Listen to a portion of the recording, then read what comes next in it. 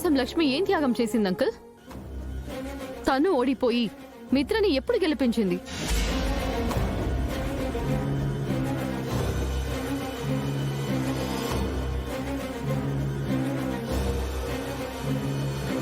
తనది త్యాగం కాదు, స్వార్థం.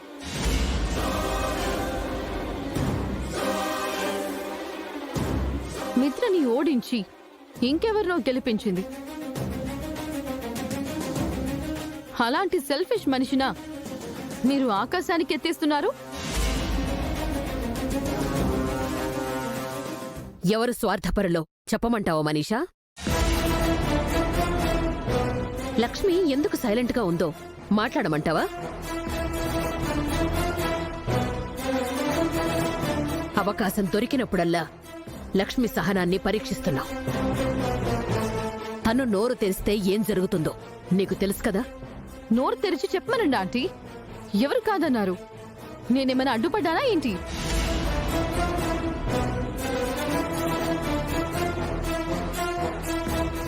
మిత్ర ముందు హైలైట్ అవ్వాలని లక్ష్మిని డీగ్రేడ్ చేయకు మనీషా. లక్ష్మి ఎవరి కోసం మౌనంగా ఉందో, తను నోరు తెరిస్తే ఎవరు బలవుతారో నీకు బాగా తెలుసు. అయితే తనని మాట్లాడమనండి డాడ్. ఏం జరిగిందో చెప్పమనండి. చెప్పు లక్ష్మి, మిత్ర కూడా అడుగుతున్నాడు కదా. నీ తప్పులేదని నీ చేతనైతే నిరూపించుకో. చెప్పే లక్ష్మి. ఎవరి గురించి నువ్వు ఆలోచించకు, అన్ని బయట పెట్టే.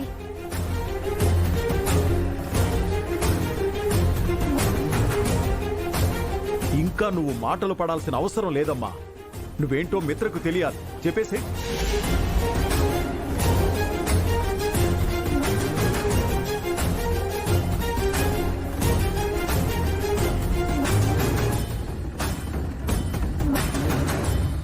అందుకు ఇప్పుడు సమయం సందర్భం కాదు మావయ్య గారు.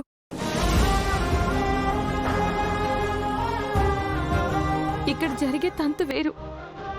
దాన్ని జరగనివ్వండి, తర్వాత చూసుకుందాం.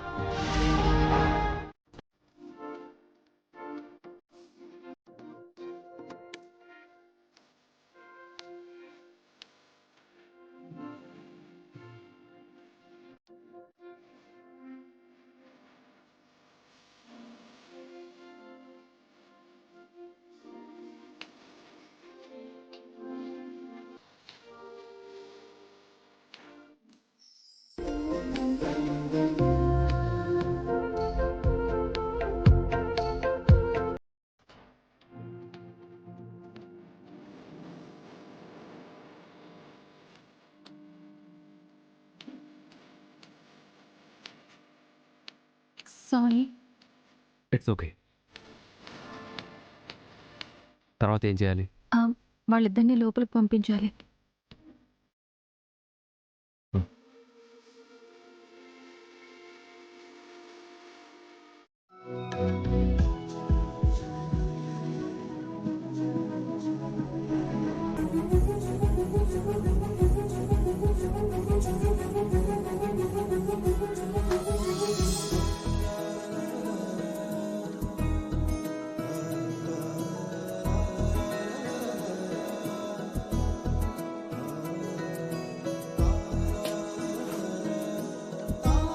ఇన్నాళ్ళు ప్రేమని పంచుకున్నాం, ఇప్పటి నుంచి మురిపాలను పంచుకుందాం.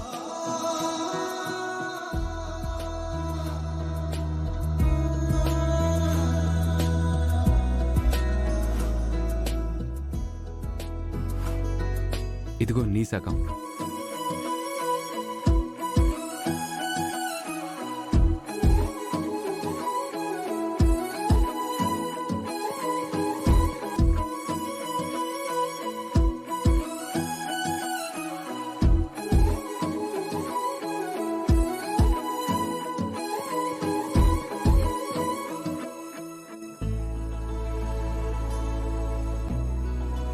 పాలు మురిపాలు అయిపోయాయి, ఇక పాదాభివందనం.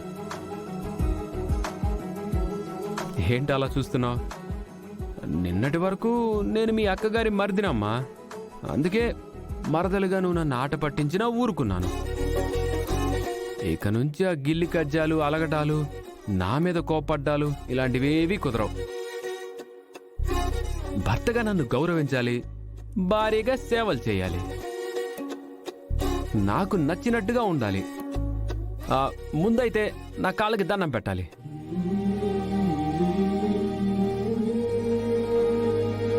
ఏయ్ జాను, నేనేదో తమాషా కన్నాను, నువ్వు సీరియస్గా తీసుకున్నావా? భర్త కాళ్ళకి భార్య దండం పెట్టడం ఆచారం. నాకు అలాంటి ఫార్మాలిటీస్ ఏమీ లేవు. నీ స్థానం పాదాల దగ్గర కాదు, నా గుండెల్లో.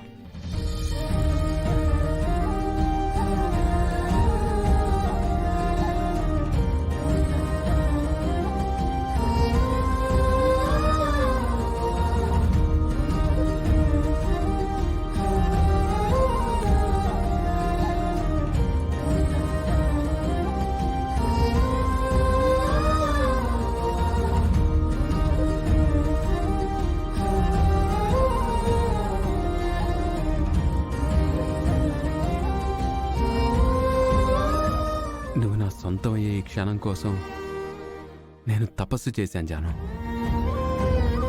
మన ప్రేమ ఫలించింది, మనకి పెళ్ళయింది.